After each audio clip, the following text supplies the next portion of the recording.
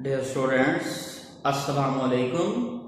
जैसा कि हमें पता है कि हम बायोलॉजिकल मॉलिक्यूल्स में कार्बोहाइड्रेट्स के टॉपिक को डिस्कस कर रहे हैं।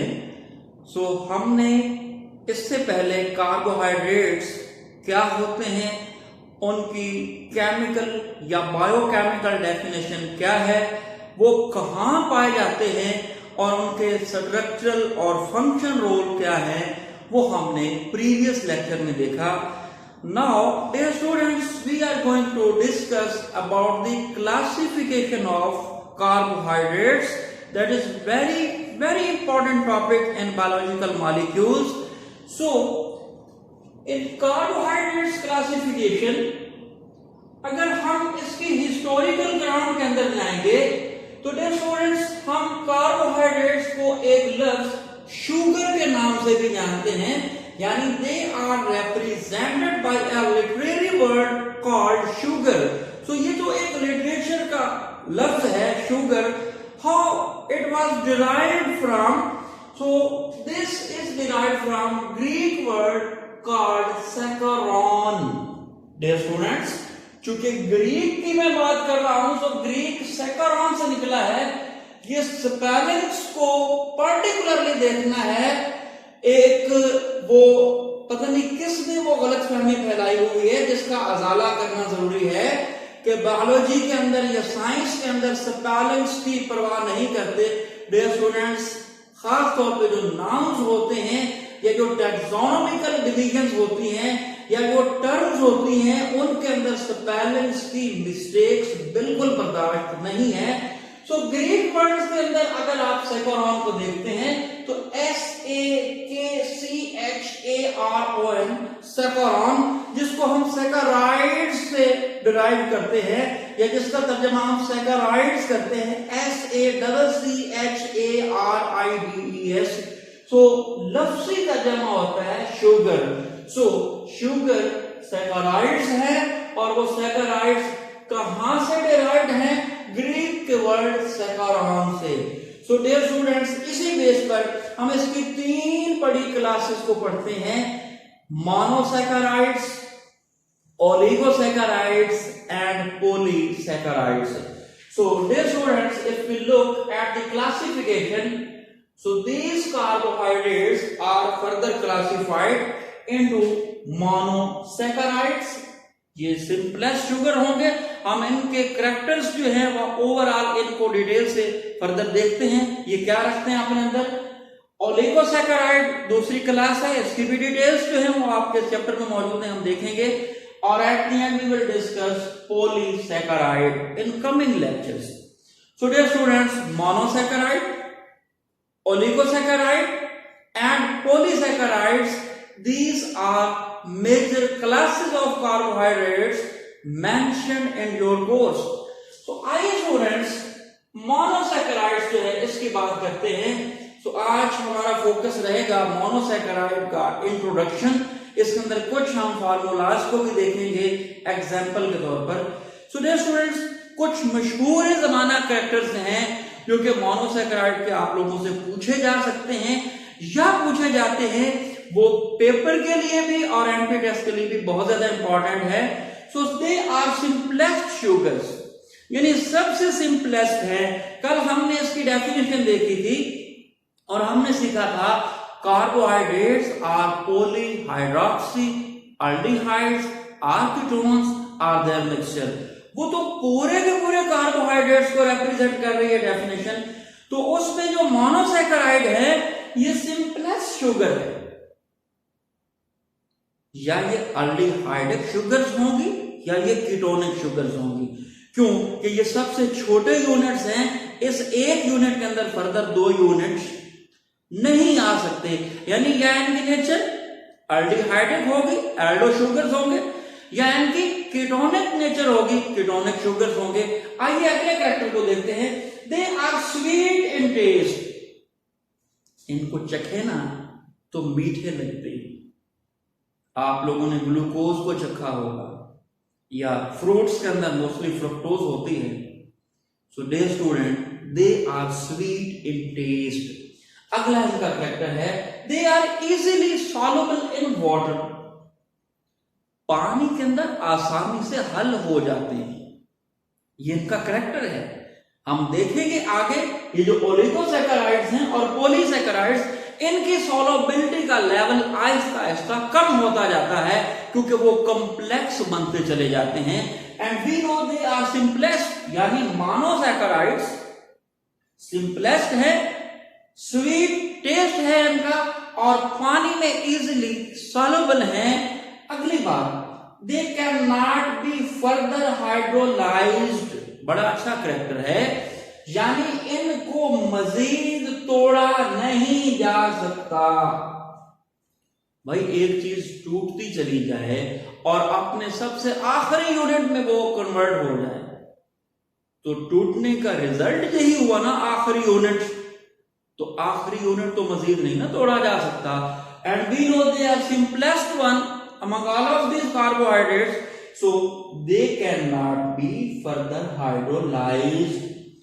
Dear students, अक्सर एक क्वेश्चन जो है वो आप लोगों को डिस्टर्ब करता है।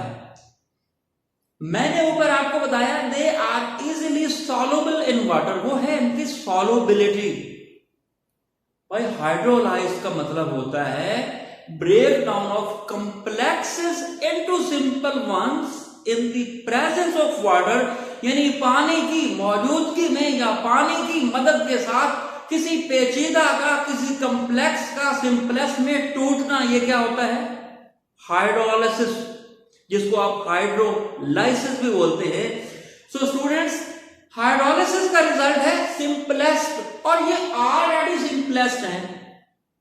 अब आप पॉइंट पिक करेंगे। सो इनको मजीद हाइड्रोलाइज नहीं किया जा सकता। हल होने का मतलब यह है कि सारे मॉलिक्यूल्स हल हो जाएंगे।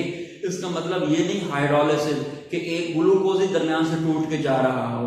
अगर वो ब्रेक डाउन होगी तो हम सेल बायोलॉजी के अंदर आगे जाके बायो एनर्जेटिक्स के अंदर देखेंगे, वो होगी ग्लाइकोलाइसिस और वो एक एंजाइमेटिक ब्रेक डाउन होगी। So that is not hydrolysis like other compound, so they cannot be hydrolyzed. अब स्टूडेंट्स, इन मोनोसैकेराइड की एक और बहुत बड़ी अच्छी पहचान है और वो पहचान ये है कि इनके तमाम कार्बन्स के साथ हाइड्रोक्सिल ग्रुप होगा, एक कार्बन को छोड़कर। So all of the carbons among monosaccharides contain hydroxyl groups except one. अब वो जो एक कार्बन की बात मैं कर रहा हूं कि उसके ऊपर हाइड्रोक्सिल ग्रुप नहीं होगा, वो या तो अल्डिहाइडिक ग्रुप अपने साथ रख रहा होगा या उसके ऊपर कोई कीटोनिक ग्रुप होगा। इस वजह से वो कोई भी शुगर जो होगी या वो कहलाएगी एल्डो शुगर या फिर वो कहलाएगी कीटो शुगर। यानी किस बेस पर तमाम कार्बन के ऊपर हाइड्रोक्सिल ग्रुप है एक्सेप्ट वन, यानी एक को छोड़कर। जिस एक को छोड़ा उसको या हम एल्डो ग्रुप के साथ देखेंगे या हम उसको कीटो ग्रुप के साथ देखेंगे। लिहाजा जो फंक्शनल ग्रुप लगा हुआ होगा, ऑर्गेनिक केमिस्ट्री का असूल है उस पूरे कंपाउंड को नेम भी उसी फंक्शनल ग्रुप से दिया जाता है।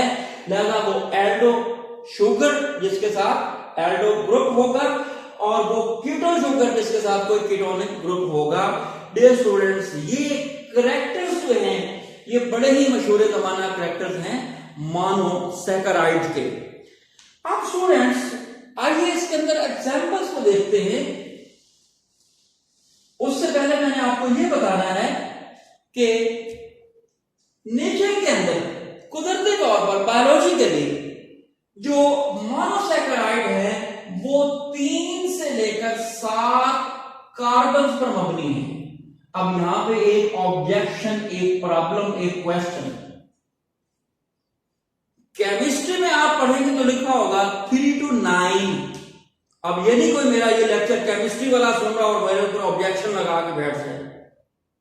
मुझे पता है केमिस्ट्री की बुक के अंदर ये 3 to 9 लिखा हुआ है, लेकिन हमारा बायोलॉजी के अंदर मकसद होता है मोस्ट सुटेबल कंपाउंड बायोलॉजिकली। हमने बायोलॉजिकली मोस्ट सुटेबल कंपाउंड का जब एनालिसिस किया तो उसका हमें रेंज का पता चला कि वो 3 से लेकर 7 कार्बन है। 9 वाला मसला ये है कि 8 और 9 वाले वो केमिकली या केमिस्ट्री के लिटरेचर के अंदर अवेलेबल हैं।